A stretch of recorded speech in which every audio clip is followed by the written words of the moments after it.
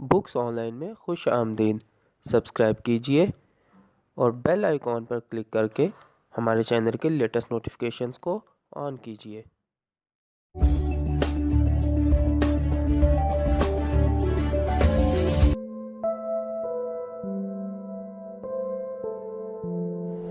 अऊज़ु बिल्लाहि मिनश शैतानिर रजीम। बिस्मिल्लाहिर रहमानिर रहीम। अस्सलामु अलैकुम सामीन। आज हम कुदरतुल्लाह शहाब की किताब शहाब नामा के 58वें हिस्से के साथ हाजिर हैं। आज हम इस किताब के जिस चैप्टर का आगाज़ करेंगे उसका नाम है सदर अय्यूब और सहाफ़त। इस वक्त हम इस किताब के सफ़ा नंबर 553 पर मौजूद हैं। आइए शुरू करते हैं। सदारत संभालने से पहले अखबारात में सदर अय्यूब की दिलचस्पी का मरकज़ स्टॉक एक्सचेंज वाला सफ़ा हुआ करता था। फ़ौज की मुलाजमत के दौरान वो अपनी बचत से तिजारती और सनती कंपनियों के हिस्से ख़रीदा करते थे और उनके भाव के उतार चढ़ाव पर कड़ी नज़र रखना उनका रोज़मर्रा का मशगला था। उनके जहन में ये बात पत्थर पर लकीर की तरह जमी हुई थी कि हमारे माशरे में छुपे हुए हर्फ की बेइंतहा कदर कीमत है। वो अक्सर कहा करते थे कि बड़े से बड़े झूठ को प्रिंटिंग प्रेस की मशीन से गुजार कर कागज़ पर फैला दिया जाए तो कई लोगों की नज़र में वो काबिल कबूल और काबिल एतबार बन जाता है। इसलिए वो मजाक से प्रिंटिंग प्रेस को ज़हनी जंग का असला खाना कहा करते थे। इक़्तिदार में आते ही सदर अय्यूब ने वजारत इत्तलात के सरबराह ब्रिगेडियर F.R. खान पर तरह तरह के सवालात की बौछार कर दी। अखबारात के मालिकों के तलीमी और माली वसाइल क्या होते हैं, जर्नलिज़म का पेशा अख्तियार करने के लिए एडिटरों और सहाफ़ियों की तलीम व तरबियत और ट्रेनिंग का क्या बंदोबस्त है, छापे खाना के मालिकों को प्रिंटिंग प्रेस के नाजायज़ इस्तेमाल से किस तरह रोका जाता है, सहाफ़ियों की मुलाजमत की शराइत और उजरत मुकर्रर करने का क्या तरीक़ाकार राइज है। सदर अय्यूब अपना ये नज़रिया दो टोक अंदाज में बयान करते थे कि मामूली से मामूली डिस्पेंसरी में मरहम पट्टी करने और टीका लगाने के लिए जो कंपाउंडर रखे जाते हैं उन्हें इस काम की पहले से बाकायदा तरबियत दी जाती है, लेकिन कौम के जहन में सुबह व शाम टीका लगाने के लिए जो लोग सहाफ़त का पेशा अख्तियार करते हैं उनके लिए किसी किस्म की ट्रेनिंग हासिल करना बिल्कुल लाजमी नहीं। Brigadier F.R. खान सदर अय्यूब की नफ्सियात से खूब वाकिफ़ थे और उनकी चश्मो अब्रू का इशारा समझने में उस वक्त फ़ौजी टोले में सबसे ज़्यादा माहिर क़ियाफ़ा शनास थे। मार्शल लॉ हुकूमत के तर्जमान की हैसियत से वो हर चीज़ में कीड़े निकालने के रसिया थे और ज़िंदगी के हर शोबे में तत्हीर और इस्लाह का रास्ता वो अपने फ़ौजी फ़लसफ़ा इनकलाब में तलाश किया करते थे। यह खुद साख्ता फ़लसफ़ा इनकलाब चंद ड्रामाई इक़दामात पर मुबनी था जो ब्रिगेडियर साहिब के जोश खिताबत और जोश अमल के बलबोते पर वक्ती उबाल की तरह रोनमा होते थे और कुछ अरसे के बाद गैस छोड़ती हुई कोका कोला की बोतल की तरह बदमज़ा होकर काट कबाड़ में फेंक दिए जाते थे। सबसे पहले ब्रिगेडियर F.R. खान ने वुमेंस वॉलंटरी ग्रुप के नाम से चंद फैशनेबल ख़वातीन को जमा करके एक अंजुमन बनाई जिनका नारा था कि वो सिर्फ़ पाकिस्तानी खद्दर पहनेंगी और बाहर से आया हुआ बनाव सुंघार का कोई सामान इस्तेमाल ना करेंगी। नाम की हद तक तो बेगम अय्यूब को इस अंजुमन का सरपरस्त बनाया गया था, लेकिन अमली तौर पर वो हमेशा इस किस्म की कार्रवाइयों से लग थलग रहती थीं। इसलिए इस अंजुमन की बाग दौड़ ऐसी सादगी पसंद ख़वातीन के हाथ में रही जिन्होंने देसी खद्दर में भी ऐसे ऐसे नक्शो नगार और गुल बूटे खिलाए कि एक एक लिबास की कीमत रेशम और कमख्वाब से बातें करने लगी। सादगी अपनाओ की ये तहरीक थोड़ा सा अरसा चंद वज़ीरों और सेक्रेटरियों की फैशनेबल बेगमात के दम कदम से आरास्ता पे रास्ता दीवान खानों में चली और फिर अपने आप खामोशी से दम तोड़ गई। Brigadier F.R. खान को गिला था कि मुल्क का प्रेस इस कदर बेहिस साबित हुआ कि उसने इस इनकलाबी तहरीक की खातिर ख्वाह पज़ीराई तक न की। इसके बाद ब्रिगेडियर F.R. खान ने फ़ौजी इनकलाब का बोलबाला करने के लिए एक और हथकंडे का इस्तेमाल किया। उन्होंने किसी तरह सदर अय्यूब को कायल कर दिया कि मुल्क में सब खराबियों की जड़ ये है कि वज़ीरों और सेक्रेटरियों वगैरह की मोटर कारों पर झंडे लहराए जाते हैं। इससे अवाम और हुकूमत के नुमाइंदों के दरमियान फ़ैसला बढ़ता है और गलत फहमियाँ पैदा होती हैं। चनाचे कबीना की एक मीटिंग में काफ़ी तल्ख बहसा बहसी और रद्दोकद के बाद वज़ीरों और सिविल अफसरों की कारों से तमाम झंडे उतार लिए गए। Brigadier F.R. खान के नज़दीक पुराने और बोसीदा सियासी निज़ाम के तबूत की यह आखिरी कील थी, लेकिन रफ्ता रफ्ता जब यह हकीकत आश्कारा हुई कि इस फ़ैसले से بریگیڈیئر صاحب کی اپنی ذات کے علاوہ اور کسی کا اعتماد نفس بلند نہیں ہوا تو بہت جلد وزیروں اور افسروں کے جھنڈے از سر نو اپنی اپنی کاروں پر اسی آب و تاب سے لہرانے لگے۔ اس پر بھی غفار خان کے دل میں یہی خیال پیدا ہوا کہ اتنا عظیم انقلابی اقدام بھی قومی پریس کی سرد مہری، بے رخی اور عدم توجہی سے ملک میں اپنا جائز مقام حاصل نہ کر سکا۔ صدر ایوب کو شکایت تھی کہ پاکستان کا پریس بہت زیادہ زد و حس ہے۔ اس کے برعکس بریگیڈیئر غفار خان کے نزدیک قومی پریس بے حسی کا شکار تھا۔ مارشل لا حکومت کے چند دوسرے اراکین کا خیال تھا کہ پاکستانی پریس متلون مزاج ہے، موقع محل دیکھ کر زود حسی اور نازک مزاجی کا لبادہ اوڑھ لیتا ہے اور جب جی چاہتا ہے بے رخی اور بے حسی اختیار کر لیتا ہے۔ جتنے منہ اتنی باتیں۔ صبح سویرے آنکھ کھلتے ہی حکومت کے چھوٹے بڑے سب اراکین سب سے پہلے روزنامہ اخبارات کی سرخیوں سے دوچار ہوتے ہیں۔ کہیں سرکاری توقعات اور خواہشات میں تضاد اور تصادم نظر آتا ہے، کہیں ذاتی احساسات ابھرتے ہوئے یا کچلتے ہوئے دکھائی دیتے ہیں۔ اس لیے سرکاری عہدیداروں کی اکثریت پریس کی روش اور پریس کے معیار کو اپنے اپنے داخلی پیمانے سے ناپنے کے عادی ہوتے جاتے ہیں۔ اس صورتحال کے پیش نظر بریگیڈیئر غفار خان نے اپنے نو ساختہ بیورو آف نیشنل ریکنسٹرکشن میں چند لوگوں کو ٹاسک فورس کا نام دے کر انہیں یہ کام تفویض کیا کہ وہ پاکستانی پریس کے نفسیاتی اور دیگر احوال و کوائف پر جلد از جلد ایک مطالعاتی رپورٹ پیش کریں۔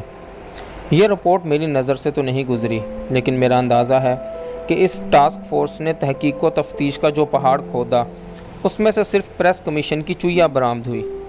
دیکھتے ہی دیکھتے بریگیڈیئر صاحب کی زبان پر ہمہ وقت پریس کمیشن کی اصطلاح تکیہ کلام کی طرح جاری ہو گئی، اور اب جہاں کہیں اخبارات کے متعلق کوئی سوال اٹھتا تھا وہ نہایت وثوق سے سب کو پریس کمیشن کی رپورٹ کے آنے تک انتظار کرنے کا مشورہ دیتے تھے، جس کے بعد ان کے زوم میں پاکستان میں اپنے آپ عہد سعادت کا دور شروع ہو جائے گا۔ پریس کمیشن کا تاریخی پس منظر بھی دلچسپی سے خالی نہیں۔ یہ کمیشن ستمبر 1954 میں قائم ہوا تھا۔ ہائی کورٹ کا ایک سابق جج اس کا چیئرمین تھا اور کمیشن کے 13 ممبروں میں سے 9 ممبر اخبارات کے ایڈیٹروں پر مشتمل تھے۔ اس زمانے میں پاکستانی ایڈیٹروں کی 2 متوازی اور عام طور پر متحارب تنظیمیں کام کر رہی تھیں۔ ایک کا نام آل پاکستان پیپرز ایڈیٹرز کانفرنس تھا اور دوسری کونسل آف پاکستان ایڈیٹرز کہلاتی تھی۔ ان 9 ایڈیٹروں میں سے کچھ ایک تنظیم کے ساتھ وابستہ تھے، کچھ دوسری تنظیم کے ساتھ منسلک تھے۔ غالباً اس وجہ سے کمیشن میں صحافت کے بیشتر معاملات پر اتفاق رائے کا شدید فقدان رہا اور پورے 4 برس تک پریس کمیشن کے کام میں کوئی پیش رفت نہ ہو سکی۔ مارشل لا کے نفاذ سے 1 ماہ قبل حکومت نے ستمبر 1958 میں پریس کمیشن کی تنظیمیں نو کی۔ نئی تشکیل کے مطابق کمیشن کا ایک چیئرمین اور 5 ممبر مقرر ہوئے۔ ان 5 ممبروں میں صرف ایک پیشہ ور صحافی شامل تھا جسے ممبر سیکرٹری کے طور پر نامزد کیا گیا تھا۔ یہ کمیشن فوجی حکومت کی تخلیق تو نہ تھا، لیکن مارشل لا لگتے ہی بریگیڈیئر غفار خان نے اسے اس کے کام میں اس طرح مہمیز کرنا شروع کیا کہ اس نے اپنی رپورٹ 8 ماہ کے اندر اندر مکمل کر لی۔ بریگیڈیئر صاحب اپنی دھن کے آدمی تھے۔ انہوں نے پریس کمیشن کی رپورٹ کو آڑ بنا کر وزارت اطلاعات کے لائحہ عمل کو ایسے خطوط پر استوار کیا جس سے ایک اچھا نتیجہ برآمد ہوا اور دوسرا نہایت برا۔ اچھے نتیجے سے میری مراد the working journalist ordinance number 16 of 1960 ہے، جو 27 اپریل 1960 کو صدر پاکستان نے جاری کیا۔ اس آرڈیننس کے طفیل ملک میں پہلی بار کارکن صحافیوں کی تنخواہ، الاؤنس اور شرائط ملازمت کو کسی قدر تحفظ حاصل ہوا۔ ویج بورڈ قائم ہوئے اور پیشہ ور صحافیوں کے لیے پروویڈنٹ فنڈ جاری کرنا قانونی پابندی قرار پائی۔ اس خوشائند آرڈیننس سے صرف 1 روز پہلے 26 اپریل 1960 کو وہ قانون نافذ ہو چکا تھا جو the press and publication ordinance number 15 of 1968 کے نام سے موسوم ہے اور پاکستان کی دنیائے صحافت میں بجا طور پر کالے قانون کی حیثیت سے یاد کیا جاتا ہے۔ اس وقت مارشل لا کا زمانہ تھا۔ مجموعی طور پر ملک بھر کے اخبارات احتیاط پسندی سے کام لے رہے تھے اور جہاں تک میرا اندازہ ہے کہیں بھی کوئی ایسے حالات رونما نہ ہو رہے تھے جو اس سخت گیر قانون کے نفاذ کو صحیح یا حق بجانب ثابت کر سکتے۔ دراصل فوجی زندگی کی تربیت اور تجربات نے صدر ایوب کو زیادہ تر یس سر اور جی سر سننے کا خوگر بنا رکھا تھا۔ ان کے نقطہ نظر پر معمولی سی تنقید یا انحراف ان کو چین بجیں کرنے کے لیے کافی ہوتا تھا۔ اس کے علاوہ صحافت کے متعلق چند ایسے تعصبات بھی تھے جو زمانہ دراز سے ان کے رگو پے میں سرایت کیے ہوئے تھے۔ اپنے دوسرے اصلاحی منصوبوں کی طرح وہ جرنلزم کے پیشے کو بھی بزغم خود مثبت خطوط پر منظم کرنے اور سنوارنے کے خواہش مند تھے۔ بدقسمتی سے بریگیڈیئر اف.آر. خان کی ذات میں ان کو ایک ایسا باصلاحیت اور اطاعت پذیر سیکرٹری اطلاعات مل گیا جو ان کے ذرا سے اشارے پر بڑے سے بڑا خطرہ مول لینے کے لیے ہر وقت کمر بستہ کھڑا رہتا تھا۔ جب اس نے وزارت اطلاعات کی پٹاری سے پریس اینڈ پبلیکیشنز آرڈیننس کا مسودہ برآمد کر کے کابینہ میں منظوری کے لیے پیش کیا تو سب نے بڑی خوش دلی سے اس پر آمنن و صدقنن کہا۔ اس وقت کابینہ میں بیشتر وزیر ایسے تھے جنہوں نے بڑے بڑے سول اور ملٹری عہدوں کی پناہ میں زندگی گزاری تھی، اور ملک میں ایک ایسا پریس جو ان کی ذات اور وزارت کو ہدف تنقید نہ بنا سکے ان کے لیے انتہائی مرغوب خاطر تھا۔ اپنی تمام تر ناقابل قبول سختیوں اور پابندیوں کے باوجود اس قانون میں صرف ایک مد ایسی تھی جسے کسی قدر اطمینان بخش کہا جا سکتا تھا۔ وہ یہ تھی کہ چھاپہ خانوں کے زر ضمانت کی ضبطی وغیرہ کے متعلق تمام امور کا فیصلہ انتظامیہ کی بجائے عدلیہ پر چھوڑا گیا تھا۔ لیکن 3 سال کے اندر اندر حالات نے پلٹا کھایا، اور اگست 1963 میں جب مغربی پاکستان کی صوبائی حکومت نے اسی آرڈیننس کو انتہائی ترمیم شدہ حالت میں از سر نو جاری کیا تو یہ مد بھی غائب ہو گئی۔ جون 1962 میں مارشل لا اٹھ گیا تھا اور نئے آئین کے تحت بنیادی جمہوریت کے نظام کا دور شروع ہو گیا تھا۔ مارشل لا کے اٹھتے ہی نفسیاتی اور قدرتی طور پر اخبارات نے وہ سرپوش اٹھا کر دے مارا جو مارشل لا کے دوران انہوں نے مجبوراً اپنے اوپر اوڑھ رکھا تھا۔ زور خطابت سے اپنی جولانی تباہ دکھانے کے لیے نئے اور پرانے سیاستدانوں کی اسمبلیوں کے ایوان بھی تازہ تازہ ملے تھے۔ چنانچہ اسمبلیوں کے اندر اور باہر اور اخبارات کے صفحات پر جو کچھ ظہور میں آیا وہ نارمل حالات میں تو بالکل طبعی، باقاعدہ اور معمولی واقعات تھے، لیکن مارشل لا کی چھتری کے نیچے چھائے ہوئے جھوٹے سکون میں یہ سارا ہنگامہ انتہائی شدید طوفان نظر آتا تھا۔ حکومت کے اراکین جو پہلے مارشل لا کے حفاظتی حصار میں بیٹھے تھے اب کھلم کھلا عوام اور صحافت کی بے رحم سرچ لائٹ کے نیچے آ گئے۔ اس صورتحال سے بھی صدر ایوب بھی پریشان تھے اور کابینہ میں ان کے بہت سے رفیق بھی بے حد بوکھلائے ہوئے تھے۔ اس پریشانی اور بوکھلاہٹ کا مجھے براہ راست ذاتی علم ہے۔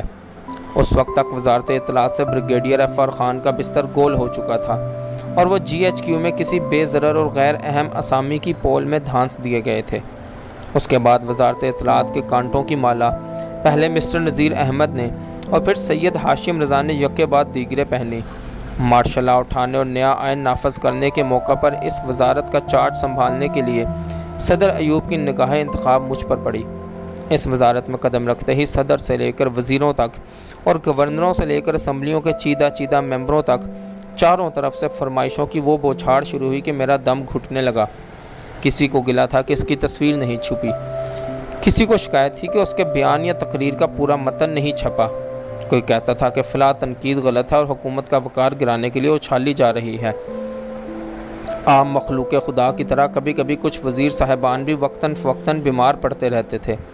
ان میں سے چند ایسے تھے کہ اگر ان کی بیماری کی خبر اخبار میں شائع ہو جاتی تو وہ اسے شر انگیزی کا شوشہ قرار دیتے تھے، اور جو اخبار والے ان کی وزارت ختم کرنے کے لیے خواہ مخواہ چھوڑتے رہتے تھے۔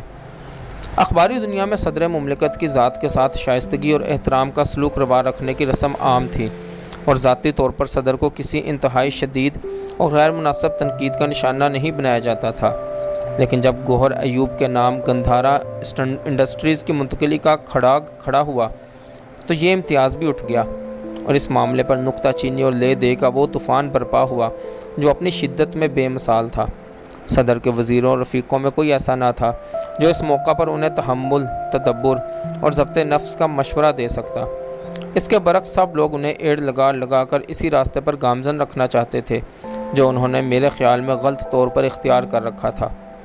وزیر خزانہ مسٹر محمد شعیب نے ایک خفیہ سی پریس کانفرنس منعقد کی اور اعداد و شمار کی شعبدہ بازی سے یہ ثابت کرنے کی کوشش کی کہ گندھارا انڈسٹریز کی تجارتی کارروائی میں ہرگز کوئی پیچیدگی نہیں اور یہ انتہائی کھرا، بے لاگ اور صاف سودا ہے، لیکن ان کی منطق کسی کو قائل نہ کر سکی، بلکہ الٹا یہ اثر چھوڑ گئی کہ ضرور دال میں کچھ کالا ہے جسے چھپانے کی اتنی بھرپور کوشش ہو رہی ہے۔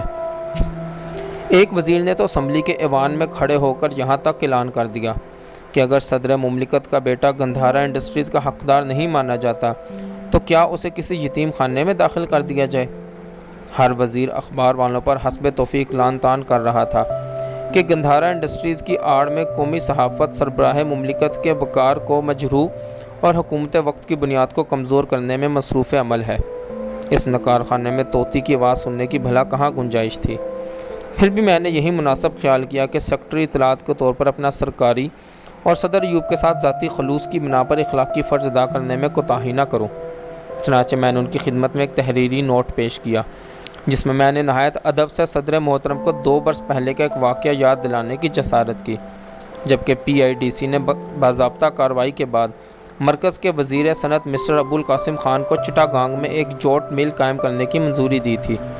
جب میں نے یہ فائل صدر ایوب کی خدمت میں پیش کی تو انہوں نے اپنے ہاتھ سے اس پر یہ احکام صادر فرمائے تھے کہ استحقاق کی بنا پر مسٹر ابوالقاسم یہ کارخانہ لگانے کے جائز طور پر حقدار ہیں، لیکن انقلابی کابینہ کے وزیر کی حیثیت سے ان کا یہ اقدام غلط فہمیاں پیدا کر سکتا ہے، اس لیے میں درخواست کروں گا کہ مسٹر ابوالقاسم اس منظوری سے کوئی فائدہ نہ اٹھائیں۔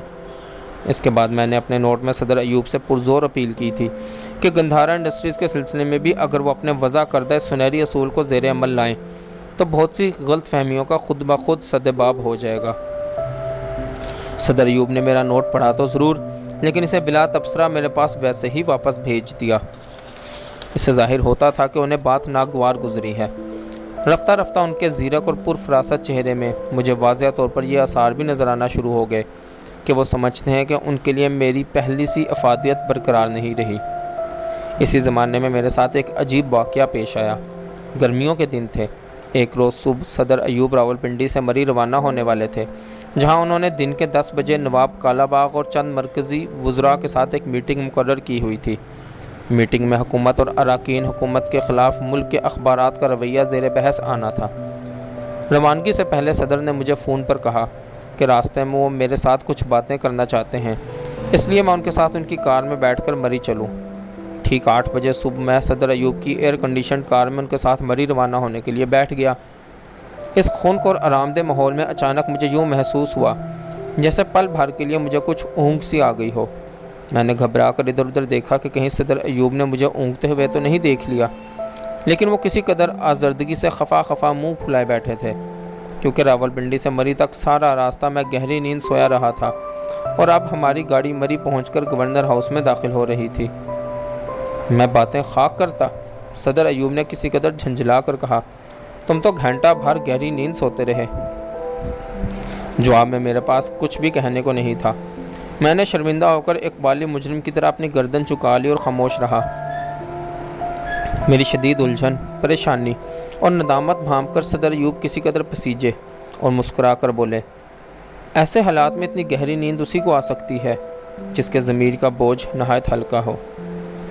میٹنگ کے کمرے میں پہنچ کر صدر ایوب نے غالباً لطیفے کے طور پر یہ واقعہ سب کو سنایا۔ چند ایک حضرات نے خوشامدن فرمائشی کہے لگائے، لیکن نواب کالا باغ اور 2-3 وزراء بدستور سنجیدہ رہے اور انہوں نے کنکھیوں سے کئی بار مجھے بری طرح گھورا۔ حکومت کے متعلق مختلف اخبارات کے رویہ پر گفتگو شروع ہوئی تو ایک مرحلے پر نواب کالا باغ نے کہا، جناب میں نے تو صبح کے وقت اخبار پڑھنا ہی ترک کر دیا ہے۔ آج کل اخبارات ہمارے اوپر اتنی گندگی اچھالتے ہیں کہ صبح صبح انہیں پڑھ کر بلڈ پریشر بڑھتا اور طبیعت منغص ہو جاتی ہے، اس کے بعد دن بھر کام ٹھیک نہیں ہوتا۔ یہ سن کر وزیر خزانہ مسٹر محمد شعیب نے پوچھا، نواب صاحب اگر آپ اخبارات رات کو پڑھتے ہیں تو پھر نیند کیسے آتی ہے؟ نواب کالا باغ نے مسکرا کر میری طرف دیکھا اور بولے، یہ راز مسٹر شہاب سے پوچھئے۔ مسٹر محمد شعیب نے بھی طنز کا نشتر چلا کر بھپتی اڑائی، ہاں بھائی شہاب یہ گر ذرا ہمیں بھی تو سکھاؤ۔ ان دونوں حضرات کا یہ طعن امیز انداز گفتگو سن کر مجھے غصہ آ گیا اور میں نے صدر ایوب کو مخاطب کر کے گزارش کی، سر گورنر مغربی پاکستان اور وزیر خزانے کو یہ زیب نہیں دیتا کہ انسانی کمزوری کے ایک معمولی سے واقعے کو آڑ بنا کر وہ مجھے اس طرح طعن و تشنیع کا نشانہ بنائیں۔ ان دونوں کے اس نامناسب رویے پر میں آپ کی خدمت میں شدید احتجاج کرتا ہوں۔ نواب صاحب کی عادت تھی کہ غصہ فروغ کرنے کے لیے وہ اپنی دونوں ہتھیلیوں سے اپنی گھنی مونچھوں پر پھریرا کرنا شروع کر دیا کرتے تھے۔ وہ تو ہونٹ بھینچ کر اس عمل میں مصروف ہو گئے، لیکن وزیر خزانہ مسٹر شعیب تیش کھا کر آپس سے باہر ہو گئے۔ انہوں نے غصے سے کپ کپاتی ہوئی آواز میں زور زور سے چیخ کر وزارت اطلاعات اور میری ذات پر بے سروپا شکایات اور الزامات کا دفتر کھول دیا۔ سب سے بڑا الزام یہ تھا کہ وزارت اطلاعات کا پریس والوں پر کوئی کنٹرول نہیں۔ اس کی وجہ یا نااہلیت ہے یا ملی بھگت ہے۔ نااہلیت کا الزام تو میں نے بخوشی قبول کر لیا، لیکن ملی بھگت کے متعلق میں نے شعیب صاحب سے مزید وضاحت طلب کی کہ اس سے ان کا کیا مطلب ہے۔ جواب میں انہوں نے کئی دور رازگار واقعات کا حوالہ دیا، جن میں ایک یہ تھا کہ کسی وقت وزیر خزانہ میڈیکل چیک اپ کے لیے کمبائنڈ ملٹری ہسپتال میں داخل ہوئے تھے۔ انہوں نے پریس آفیسر کو ہدایت دی تھی کہ یہ بات مکمل طور پر صیغہ راز میں رہے، لیکن اس کے باوجود چند اخباروں میں یہ خبر اس طرح شائع ہو گئی کہ وزیر خزانہ قلب کے عارضے میں مبتلا ہو کر ہسپتال میں داخل ہوئے ہیں۔ شعیب صاحب کا خیال تھا کہ یہ شر انگیز خبر صرف اس مقصد کے لیے شائع کی گئی تھی کہ ان کو جسمانی طور پر معذور اور نکمہ ظاہر کر کے عوام کی نظر میں وزارت کے ناقابل اور نااہل قرار دیا جا سکے۔ گرمئی گفتار کے رو میں میرے منہ سے یہ جواب نکل گیا کہ عارضہ قلب تو ایک عام بیماری ہے جو ہم سب کو کسی نہ کسی وقت لاحق ہو سکتی ہے، لیکن ہمارے ملک کے عوام تو اس قدر سیدھے، اطاعت شعار اور فرما بردار ہیں کہ انہوں نے غلام محمد جیسے مفلوج، معذور اور اپاہج انسان کو عرصہ دراز تک سربراہ مملکت کی کرسی پر برضا و رغبت بٹھائے رکھا۔ ماضی کے دریچے میں جھانک کر آج میں اس واقعے پر دوبارہ غور کرتا ہوں تو مجھے یہ اعتراف کرنے میں کوئی باک نہیں کہ میرے لیے اس طرح کا جواب دینا غیر ضروری اور نامناسب تھا، لیکن تیر کمان سے نکل چکا تھا۔ میرا جواب سن کر شعیب صاحب غصے کے مارے کف در دہن ہو گئے۔ کچھ آواز انہوں نے بلند کی، کچھ بلند بانگی میری جانب سے اٹھی۔ یہ شور و شغب باہر سنائی دیا تو صدر کا پرسنل باڈی گارڈ فوراً دروازہ کھول کر اندر آ گیا۔ اسے دیکھ کر صدر ایوب کھسیانے سے ہو گئے اور ہم دونوں بھی جھینپ کر خاموش ہو گئے۔ صدر نے اسے حکم دیا کہ وہ باہر جا کر چائے بھجوائے۔ چائے کے بعد پریس کے معاملات پر دوبارہ میٹنگ شروع ہوئی تو مجھے یوں محسوس ہوا جیسے میں اس مجلس میں ایک اجنبی کی طرح شامل ہوں۔ قومی پریس پر مضبوط کنٹرول قائم کرنے کے لیے نواب کالا باغ سے لے کر ہر وزیر با تدبیر اپنی بساط کے مطابق طرح طرح کے نسخے تجویز کر رہا تھا۔ ایک صاحب کراچی کے روزنامہ ڈان پر گرج برس رہے تھے، دوسرے صاحب کے غیظ و غضب کا نشانہ لاہور کا روزنامہ نوائے وقت تھا۔ ان سب کی نظر میں یہ دو اخبار سانپ کے مثل تھے جو حکومت پر ڈنگ مارنے کا کوئی موقع ہاتھ سے نہ جانے دیتے تھے۔ ان دونوں اخبارات کے زہریلے دانت نکالنے کے لیے بھانت بھانت کی تدبیریں اور تجویزیں پیش ہو رہی تھیں۔ کسی نے مشورہ دیا کہ ڈان اور نوائے وقت کو بھی پاکستان ٹائمز اور امروز کی طرح حکومت کے قبضے میں لے لینا چاہیے۔